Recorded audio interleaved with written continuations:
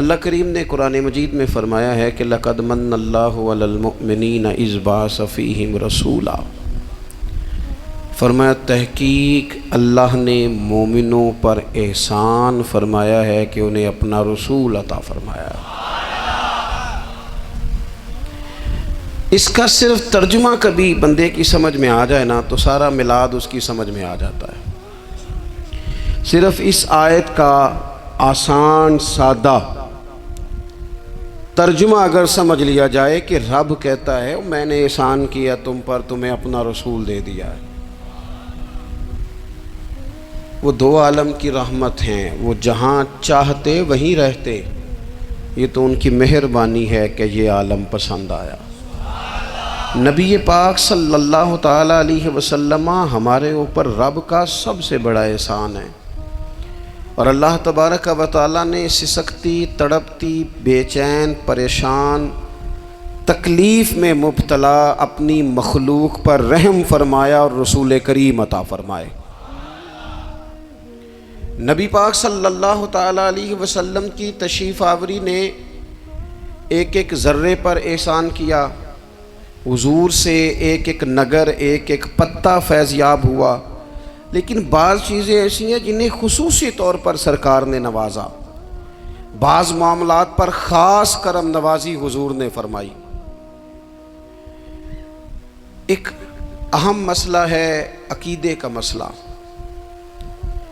جس بندے کا کوئی عقیدہ نہیں نہ ہوتا، کوئی نظریہ نہیں ہوتا، کوئی اس شخص کا خاص مزاج نہیں ہوتا سمجھنے والا، ماننے والا، وہ بندہ بھی بیچارہ کوئی زندگی کا لطف نہیں اٹھا پاتا۔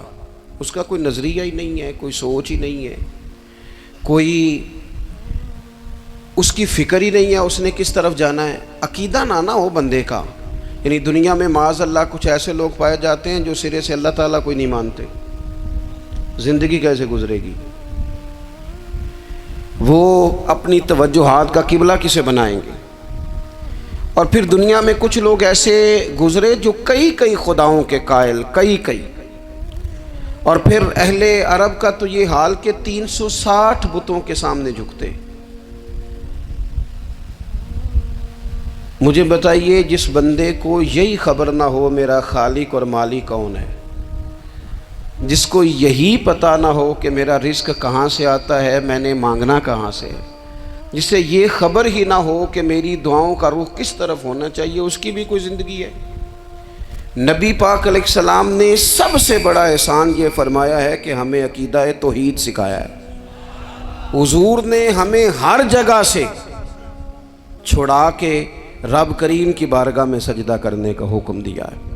عرب کے لوگ جو تھے وہ بڑی وہم کا شکار تھے، بڑی اوہام پرستی کا شکار تھے۔ یہ آج کل بھی وہم بہت زیادہ ہے نوجوانوں میں، یعنی کوئی فیصلہ پکا ہے ہی نہیں، کوئی پکی بات ہی نہیں کرتے، یہ کر لوں کہ نہ کروں، اگر آپ کہتے ہیں تو کر لیتا ہوں، ویسے اس میں فلانی کمزوری بھی ہے، اور اگر میں نے نہ کیا تو فلاں مشکل بھی ہے۔ بھئی جس بندے نے قوت فیصلہ ہی نہیں پائی، اس نے ارادہ ہی پکا نہیں کیا کہ اس نے کدھر جانا ہے، تو وہ سفر کیسے کرے گا؟ سفر تو اس بندے کا مکمل ہوتا ہے جو سفر شروع کرتا ہے۔ عرب کے لوگ بھی بڑے اوہام پرستی کا قائل تھے۔ وہ جب قربانیاں کرتے تھے تو ان کا گوشت لا کے کعبے کی دیواروں کے ساتھ ملا کرتے تھے، یہ قبولیت کی علامت ہے۔ سارے کپڑے اتار کے کعبے کا طواف کرتے تھے، جب احرام باندھ لیتے، حج عمرے کا ارادہ کرتے تو دروازوں سے داخل نہیں ہوتے تھے۔ وہ کہتے تھے کہ دروازے گناہگار ہیں اور ہم چونکہ اب نیک کام کر رہے ہیں لہذا اوپر سے ہو کے آئیں گے۔ رسول کریم علیہ الصلوۃ نے انہیں ان سارے وہموں سے، ساری پریشانیوں سے، ان ساری بدشگونیوں سے نکال کے کہا اللہ تمہارا مالک ہے، اللہ تمہارا محافظ ہے، ہوگا وہ جو رب چاہے گا۔ ذرا سی بات پہ سہم جانا، ذرا سی بات پہ ڈر جانا۔ حضور نے لوگوں کو قوت فیصلہ عطا کی، اور اتنی بڑی قوت فیصلہ حضور نے دی کہ کل تک جو فیصلہ کر نہیں نہ پا رہے تھے، آج انہوں نے اس طرح کے فیصلے کیے کہ اپنی ساری کی ساری اولادیں لے کر وہ میدانوں میں کھڑے ہو گئے۔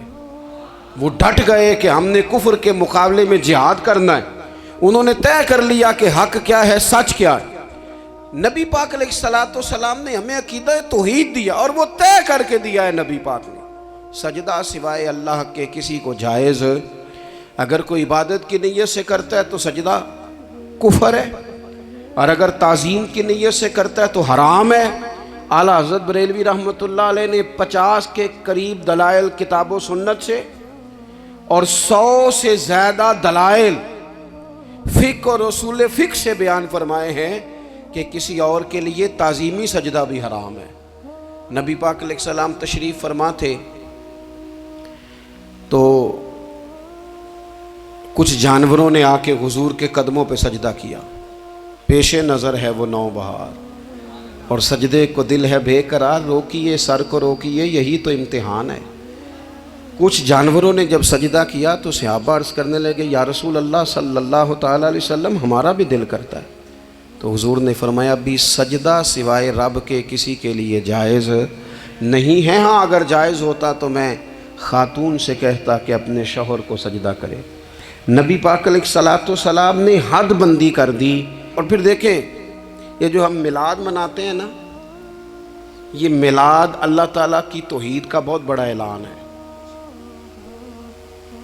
ہم کہتے ہیں نبی پاک کا میلاد ہوا، جس کا میلاد ہوتا ہے وہ خدا نہیں ہوتا، جو پیدا ہوتا ہے وہ رب۔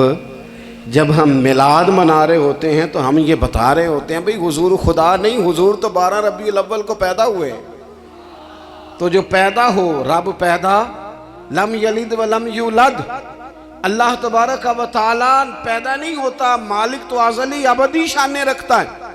اس لیے عقیدہ توحید بندے کو مضبوط کر دیتا ہے۔ انسان جب عقیدہ توحید والا ہو جاتا ہے، اور نبی پاک علیہ السلام دنیا میں رب کی طرف بلانے آئے، وداعیا الی اللہ باذنہ وسراجا منیرا، حضور نے لوگوں کو اللہ کی جانب دعوت دی۔ جب انسان توحید والا ہو جاتا ہے تو مضبوط ہو جاتا ہے، وہ کسی سے نہیں ڈرتا، وہ سمجھتا ہے ہونا تو وہ ہے جو میرا رب چاہے گا، مجھے پریشان ہونے کی ضرورت کیا ہے۔ پھر اس کا بھروسہ بھی اللہ تعالیٰ پر، اس کی امیدیں بھی اللہ رسول سے، اس کی توجہات کا قبلہ بھی سارا ادھر ہی۔ تو حضور نے لوگوں کو عقیدہ دیا، مضبوط کیا۔ رسول پاک صلی اللہ تعالیٰ علیہ وسلم نے ذہنوں کو پختگی عطا فرمائی۔ تو سب سے بنیادی چیز حضور کا جو احسان ہے وہ عقیدہ ہے۔ پھر بعض خاص طبقات پر حضور نے خاص احسان کیا۔ آج بھی پوری دنیا میں ڈنڈورا پیٹا جاتا ہے عورتوں کے حقوق کا، پوری دنیا کے اندر، اور بعض لوگ عورتوں کو بڑا دھوکہ دیتے ہیں، کہتے ہیں تمہیں حق نہیں ملتے لہٰذا تم سڑکوں پہ آ جاؤ، معاذ اللہ، تمہیں حق نہیں ملتے لہٰذا تم معاذ اللہ بازاروں کی رونق بن جاؤ۔ عورتوں کو بڑا پریشان کیا جاتا ہے حقوق کے تعلق سے۔ نبی پاک علیہ السلام کی آمد سے پہلے کوئی خاتون کے ساتھ سلوک اچھا نہیں کیا جاتا تھا، اس کا کوئی جائیداد میں حصہ نہیں تھا۔ عورت کا خامد اگر فوت ہو جاتا تو وہ اپنے سسرال کے خاندان کی پراپرٹی بن جاتی، معاذ اللہ، اور جس کے مرضی چاہے سپرد کر دیتے۔ ہندوستان کے بعض علاقوں میں ایسی کبھی رسمیں بھی پائی جاتی تھی کہ بعض عورتیں اپنے خامد کے ساتھ جل جانا مناسب سمجھتی تھی کہ بعد میں کوئی زندگی تو ہوگی نہیں، اور بیوہ خاتون اور طلاق یافتہ خاتون، اس کے بارے میں تو لوگوں کا خیال تھا کہ شاید یہ خاتون بالکل سوسائٹی اور سماج کا حصہ ہی نہیں ہونی چاہیے۔ قربان جائیں، یہ اعزاز میرے نبی پاک نے دیا ہے۔ حضور نے پہلی شادی ہی اس خاتون سے کی ہے جن کا پہلے بھی نکاح ہو چکا تھا، اور خاتون کو حضور نے حقوق دیے، جائیداد میں حصہ دیا۔ کہا جو بیٹیوں کی بہنوں کی پرورش کر کے آئے گا اور اچھی پرورش کر کے انہیں روانہ کر دے گا، جس طرح میری 2 انگلیاں جڑی ہوئی ہیں میرے ساتھ جڑ کے جنت میں جائے گا۔ اور ایک روایت میں فرمایا کہ جب کسی کے ہاں بیٹی پیدا ہوتی ہے نا تو اللہ فرشتوں کو بھیجتا ہے، اور وہ اس کے گرد کھڑے ہو جاتے ہیں اور گھر والوں کو سلام کہتے ہیں، اور کہتے ہیں یہ ضعیفہ ایک ضعیفہ سے پیدا ہوئی ہے، یہ کمزور، یعنی صنف کے لحاظ سے کمزور نازک بچی ایک نازک ماں سے پیدا ہوئی ہے۔ فرشتے کہتے ہیں جو اس کی پرورش کرے گا نا، اللہ قیامت تک اس کی مدد کرے گا۔ اس کی ہمیشہ مدد ہوتی رہے۔ اور نبی پاک صلی اللہ تعالیٰ علیہ وسلم کی خدمت میں آ کے جب خواتین نے کہا تو نا یا رسول اللہ، ہمارے تو دین دنیا کے معاملات میں مردوں کے تعلق سے کمزوری ہے، کئی دن تو ہم ویسے نماز نہیں پڑھ سکتی مہینے میں، کئی دن تو ہم ویسے عبادات کے قریب نہیں جا سکتی، جہاد پہ ہم نہیں جاتی، گواہی ہماری مردوں کے برابر نہیں، تو یا رسول اللہ صلی اللہ علیہ وسلم ہمارا بھی کوئی احساس ہے؟ تو حضور نے فرمایا جب کوئی خاتون حاملہ ہوتی ہے نا تو اللہ اسے اتنا ہی ثواب دیتا ہے جتنا جہاد کرنے والے کو ثواب دیتا ہے، اور جب بچہ پیدا ہوتا ہے تو اللہ تعالیٰ اسے شہادت کا درجہ عطا کرتا ہے، اور جب وہ بچوں کو دودھ پلاتی ہے تو رب اسے غلام آزاد کرنے کا ثواب عطا کرتا ہے۔ ایک دفعہ نا نبی پاک صلی اللہ تعالیٰ علیہ وسلم کی خدمت عالی مرتبت میں حضرت عائشہ صدیقہ رضی اللہ تعالیٰ عنہ نے ایک واقعہ عرض کیا، عرض کی حضور آج میرے ساتھ عجیب معاملہ ہوا، میں گھر میں اکیلی تھی تو ایک خاتون 2 بیٹیوں سمیت آئی، اس نے کہا کہ میں بھی بھوکی ہوں، میری بیٹیاں بھی پریشان ہیں، کھانا نہیں کھایا۔ سیدہ پاک کہتی ہیں یا رسول اللہ میرے پاس بھی 3 کھجوریں تھیں گھر میں پڑی، یہ 2 جہاں کے شاہ ہیں پر پاس کچھ رکھتے نہیں، اور 2 جہاں کی نعمتیں ہیں ان کے خالی ہاتھ میں۔ فرماتی ہیں وہ 3 کھجوریں میں نے ان 3 ماں بیٹیوں کو دے دی، ماں نے پہلے ایک کھجور دونوں بیٹیوں کو دی، پھر بچیاں وہ کھجور کھا کے ماں کی طرف دیکھنے لگی تو جو کھجور ماں کے پاس تھی اماں نے اس کے بھی 2 حصے کر کے بیٹیوں میں بانٹ دیے۔ حضرت عائشہ عرض کرنے لگی یا رسول اللہ میں نے یہ بڑا نرالا رنگ دیکھا ہے، ماں کا اپنے بچوں سے پیار کا انداز۔ تو حضور نے کیا فرمایا؟ نبی پاک علیہ الصلوۃ والسلام فرمانے لگے سن پھر اللہ تعالیٰ نے اس عورت پر جنت کو واجب کر دیا ہے، فرمایا اللہ نے اسے جہنم سے دور کر دیا ہے جو بیٹیوں کے معاملے میں آزمایا گیا، اور جس نے پھر ان کے ساتھ اچھا سلوک کیا۔ اپنا حضور کا عمل یہ تھا کہ حضور کی بڑی صاحبزادی سیدہ زینب رضی اللہ تعالیٰ عنہ، یہ حضور کی سب سے بڑی صاحبزادی ہیں، یہ بخاری میں آپ کو ملے گا کہ ان کی بیٹی جناب امامہ بنت زینب چھوٹی سی عمر تھی، تو جب حضور نماز کے لیے آتے تھے تو نواسی کو اٹھا کے ساتھ لے آتے تھے، اور وہ حضور نماز پڑھتے تھے تو وہ نبی پاک کے کندھوں پہ کھیلتی تھی۔ حضور نے عملاً بیٹیوں سے پیار کرنا سکھایا، بیٹیوں سے محبت کریں، بیٹیوں سے پیار کریں۔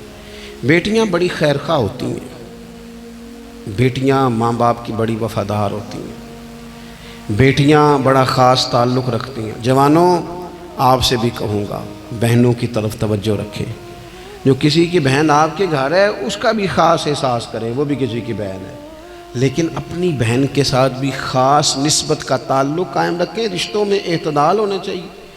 اس صنف کو نبی پاک علیہ السلام نے خاص کر کے نوازا ہے، اور ہمارا بھی ان کے ساتھ خاص رشتہ ہونا چاہیے۔ اسی طرح کا معاملہ یتیموں کے ساتھ ہے، کمزوروں کے ساتھ ہے۔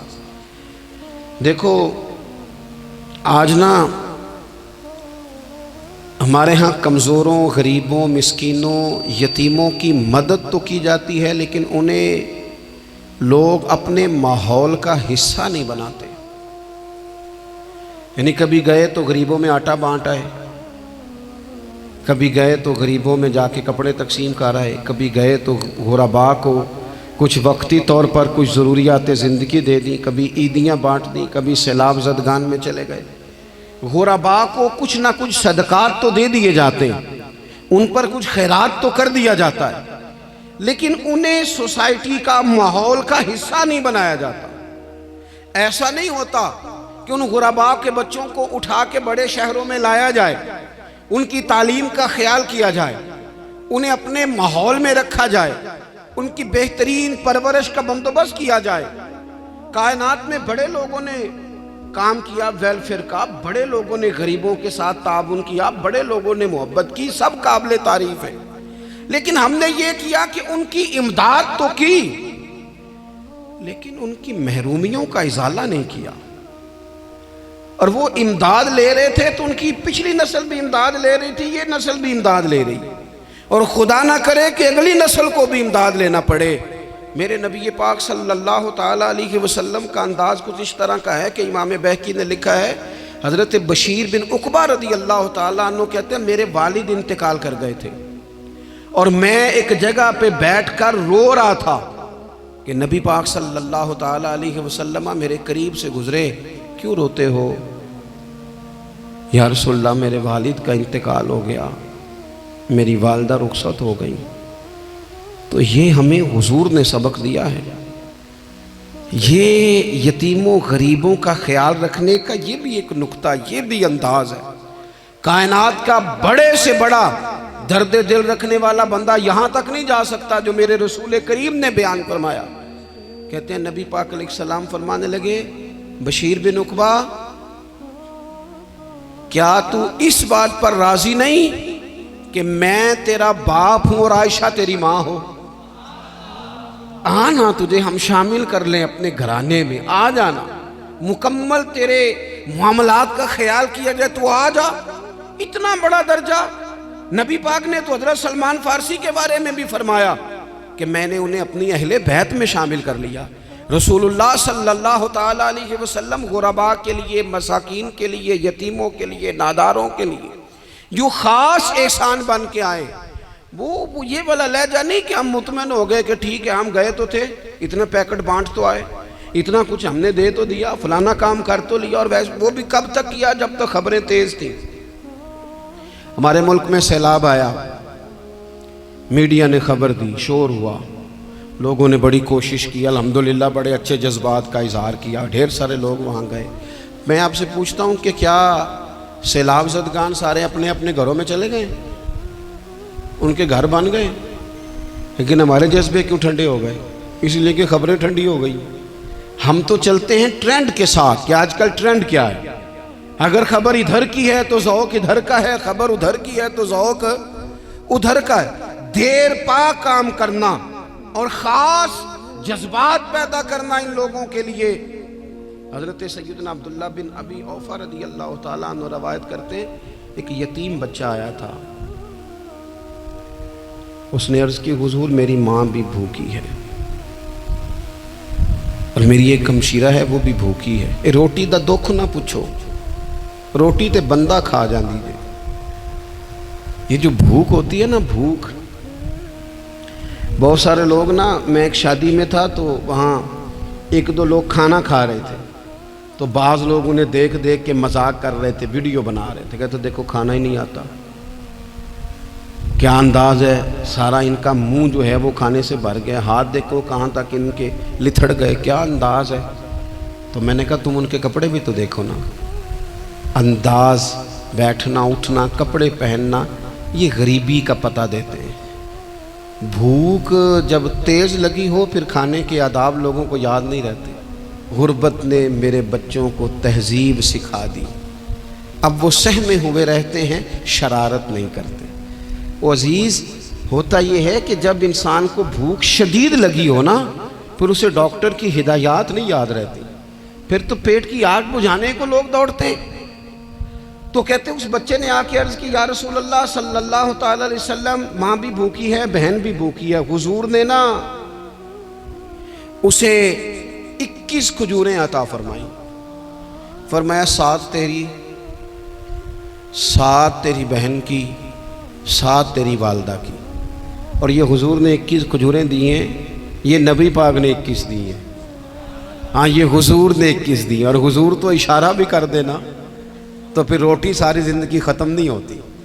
وہ حضرت ابو ہریرہ کو بھی ملی تھی، فرماتے ہیں میں کئی سال کھاتا رہا، 1 کلو کھجوریں تھی پر ختم ہی نہیں ہوئی۔ 21 کھجوریں حضور نے دیں۔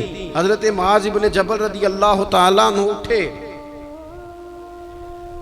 اور دوڑ کے جا کے نا اس یتیم کے سر پہ ہاتھ پھیرا اور کہنے لگے پتر اللہ تجھے اپنے والد کا جانشین بنائے۔ تو حضور فرمانے لگے معاذ یہ تم نے کیا کیا؟ عرض کی حضور اس بچے کی بات سن کے میرا دل بھر آیا ہے، محبت نے انگڑائی لی ہے تو میں نے یتیم کے سر پہ ہاتھ پھیرا ہے۔ یہ دیکھو حضور کا رشتہ۔ نبی کریم فرمانے لگے سن پھر جس نے کسی یتیم کے سر پر محبت سے ہاتھ ہی پھیر دیا نا تو اللہ ہر بال کے بدلے اسے ایک نیکی بھی عطا کرے گا، ایک گناہ بھی معاف کرے گا اور ایک درجہ بھی بلند فرمائے گا۔ چلو ہاتھ ہی پھیر دیا، تو نے کچھ تو کیا یتیم کے ساتھ، تیرا کوئی تو اس سے رشتہ ہوا۔ اور تیسرا طبقہ ہے غلاموں کا، مسکینوں کا، غریبوں کا۔ میں اور آپ اس ملک میں رہتے ہیں جہاں کچھ لوگوں کو کھانا بھی نہیں وقت پہ ملتا، اور کچھ لوگ 5 لاکھ روپیہ گاڑی کا اس لیے اضافی دے دیتے ہیں کہ مجھے ذرا نا نیو ماڈل جلدی چاہیے۔ یعنی ایک طرف ملک کی حالت یہ ہے کہ بعض لوگوں کے پاس پیسے نہیں ہیں کہ بچوں کی فیس بھر سکیں، لیکن دوسری طرف حال یہ ہے کہ نئے ماڈل کا موبائل اگر مارکیٹ میں آتا ہے تو وہ ختم ہو جاتا ہے، ملتا ہی نہیں، وہ شارٹ ہو جاتا ہے۔ کچھ لوگوں نے اس طرح کیا ہے کہ انہوں نے یہ سمجھا ہے کہ دولت شاید موج کرنے کے لیے ہمیں دی گئی ہے، ہم طرح طرح کے کھانے کھائیں، طرح طرح سے چیزیں اوڑیں، طرح طرح کے معاملات کریں، انہوں نے یہ طے کر لیا ہے۔ اس کا نقصان کیا ہوا ہے؟ اس کا نقصان یہ ہوا ہے کہ کچھ لوگ غربت کی سطح سے نیچے آ گئے ہیں بیچارے۔ نبی پاک کا جو احسان ان غریب لوگوں پر ہے، حضور علیہ السلام کے پاس نا حضرت عبداللہ ابن عمر روایت کرتے ہیں اور طبرانی میں موجود ہے، حضور کے پاس نا 10 دینار تھے۔ ہمارے پاس بھی پیسے ہوتے ہیں نا، لیکن وہ کچھ ہوتے ہیں ہمارے کھانا کھانے کے لیے، کچھ ہوتے ہیں آئس کریم کھانے کے لیے، کچھ اس لیے ہوتے ہیں کہ آج میری مرضی دا نہیں پکا، لہذا میں نے، ہمارے ایک دوست ہیں وہ کہتے ہیں کہ آج کل یہ ماحول بن گیا ہے کہ بچے اگر کہتے ہیں نا کھانا میری مرضی کا نہیں، تو اماں کہتی ہے جا تو برگر کھا لے۔ کہتے ہیں ہمارے دور میں یوں نہیں ہوتا تھا، اگر ہم کہتے تھے نا کھانا میری مرضی کا نہیں تو پھر ہمیں ڈبل چیز کھانے کو ملتی تھی، ایک مار بھی کھانا پڑتی تھی اور وہ کھانا بھی کھانا پڑتا تھا۔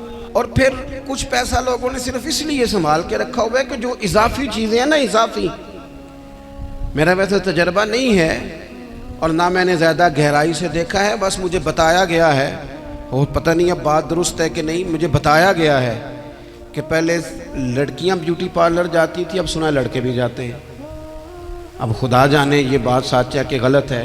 یہ جو اضافی اخراجات ہیں نا، یہ اگر ہم تھوڑے سمیٹ لیں، یعنی مولا علی شیر خدا کرم اللہ تعالی وجہہ الکریم مزدوری کر کے نکلے تو 2 کلو کھجوریں تھیں، حضور بس فرمانے لگے 1 کلو میرے بچے کھائیں گے اور کلو مدینے کے غریب بچے کھائیں گے، یعنی کل 2 کلو ظاہری طور پر کھجوریں ہیں، اس میں بھی دوسروں کا حصہ۔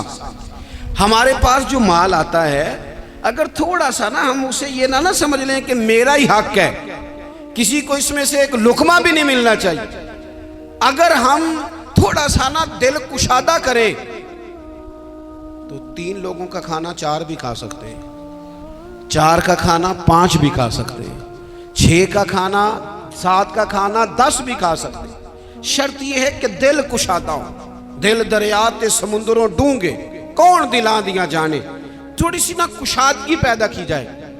حضرت عبداللہ ابن عمر کہتے ہیں نبی کریم علیہ السلام کے پاس نا 10 دینار تھے، ویسے تو کائنات ہی میرے نبی کی مٹھی میں ہے، لیکن ظاہری طور پر 10 دینار تھے۔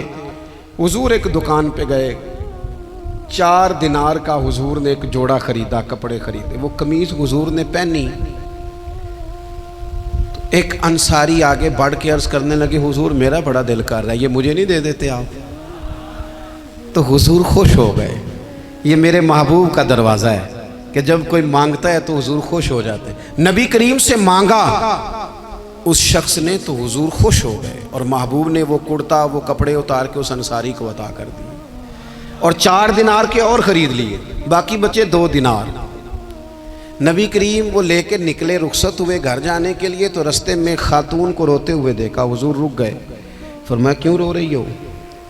عرض کرنے لگی یا رسول اللہ صلی اللہ تعالیٰ علیہ وسلم میں فلاں آدمی کی کنیز ہوں، نوکرانی ہوں، اس نے آٹا لینے بھیجا تھا 2 دینار کا، وہ 2 دینار گم ہو گئے، حضور نے 2 دینار اسے عطا کر دیے، وہ دیے تو وہ پھر رو رہی تھی، فرمایا اب کیوں روتی ہو؟ کہنے لگی یا رسول اللہ ڈرتی ہوں دیر بڑی ہو گئی یا مار ہی نہ پڑے، تو حضور نے فرمایا چل نہ میں تیرے ساتھ چلتا ہوں۔ حضور ان کے گھر گئے، وہ اہل ایمان کا گھر تھا جن کی وہ کنیز تھی، جا کے کہا السلام علیکم، اندر سے جواب ہی نہیں آیا، پھر فرمایا السلام علیکم، کوئی جواب ہی نہیں آیا۔ محبوب کا طریقہ مبارکہ تھا 3 دفعہ دستک، پھر واپسی، تیسری دفعہ کہا السلام علیکم تو وہ سارے بول پڑے وعلیکم السلام یا رسول اللہ، حضور ماں باپ قربان۔ تو حضور فرمانے لگے میں نے پہلے بھی 2 دفعہ سلام لیا، بولا کوئی نہیں؟ کہا یا رسول اللہ اپنے نصیب تھے نا کہ ہم پہ سلامتیاں بھیج کون رہا ہے، ہم نے سوچا ذرا 3 دفعہ مل جائے سلامتی، ذرا مل جائے نا، حضور سلامتی بھیج رہے ہیں تو آتی رہے نا۔ تو محبوب کریم علیہ السلام فرمانے لگے یہ تمہاری کنیز وہاں کھڑی رو رہی تھی، اس بیچاری کے 2 دینار گم ہو گئے تھے، اسے دوبارہ سامان لاتے کچھ دیر ہو گئی، اس پر سختی نہ کرنا، مارنا نہ۔ غلام کہنے لگے حضور اس خاتون کے قربان جائیں جو ہمارے کریم رسول کو ہم جیسے غریبوں کے گھر تک لے آئی ہے، مارنا کیا، ہم اسے آزاد کرتے ہیں، یہ آزاد ہے اللہ کی رضا کے لیے۔ یہ دیکھو یہ میرے نبی پاک کا انداز ہے۔ حضور نکلے تو جناب عبداللہ ابن عمر فرماتے ہیں رسول کریم فرمانے لگے شکر ہے اللہ تعالیٰ کا، 10 دینار تھے، ایک انصاری نے بھی قمیض پہن لی، میں نے بھی قمیض پہن لی، اور رب نے کنیز کو آزاد بھی فرما دیا۔ یہ انداز ہمیں نبی کریم نے دیا ہے کہ ہم اپنے دولتوں میں، اللہ کی عطاؤں میں غرباء کو، قریبیوں کو، رشتہ داروں کو، بہن بھائیوں کو تھوڑا شریک کر لیں، تاکہ وہ جو آسودگی اللہ نے ہمیں دی ہے اس میں سے دوسروں کو بھی کچھ نفع ملے۔ اور ایک بات آخر میں آپ کی خدمت میں یہ عرض کرنی ہے کہ جو زیر دست لوگ ہوتے ہیں نا، غلام، ملازم، نوکر، آپ اپنی زندگی کے مسائل دیکھ لیں، جن لوگوں کے پاس لاکھوں آتا ہے کبھی ہزاروں آنے لگ جائے تو پریشان ہو جاتے ہیں، تو جن کے پاس صرف سینکڑوں ہوتے ہیں، تو ایسا تو نہیں کہ آپ ہی ٹینشن میں ہیں اور آپ ہی کو غصہ آتا ہے، وہ بیچارہ کبھی نوکر بھی تو ٹینشن میں ہو سکتا ہے نا، ملازم کو بھی تو کبھی ٹینشن ہوتی ہے نا، اس کے ساتھ بھی تو مسائل وابستہ ہے نا۔ حضرت سیدنا ابو مسعود انصاری رضی اللہ تعالیٰ عنہ بیان کرتے ہیں کہ مجھے اپنے غلام پہ غصہ آیا تو میں اسے مار رہا تھا، نبی کریم تشریف لے آئے، حضور نے ایک جملہ کہا تو میں رو پڑا۔ حضور فرمانے لگے جتنا اختیار تجھے اس پر حاصل ہے نا، اس سے کہیں بڑھ کر رب کو تیرے اوپر اختیار حاصل ہے، لہٰذا اللہ سے ڈر، اس کے معاملے میں اللہ سے ڈر۔ اور پھر حضور تو صرف غلام نہیں، جانوروں کے حق تک کا خیال فرماتے۔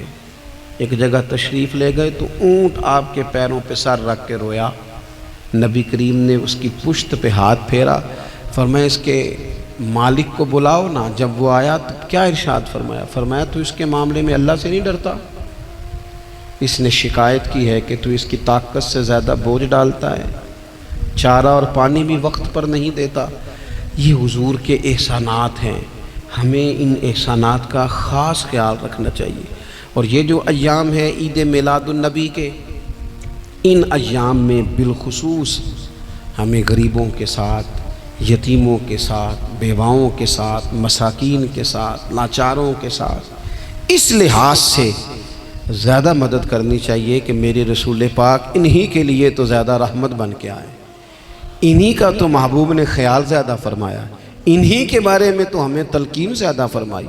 وہ اپنے پرائے کا غم کھانے والا، مرادیں غریبوں کی بر لانے والا، مصیبت میں غیروں کے کام آنے والا، وہ نبیوں میں رحمت لقب پانے والا۔ تو نبی پاک علیہ السلام کے غلاموں، یہ ہمیں سیکھنا ہے، اس پر ہمیں عمل کرنا ہے۔ اللہ کریم کی بارگاہ میں دعا ہے اللہ ہماری حاضری کو قبول فرمائے۔ آخر دعوانا ان الحمدللہ۔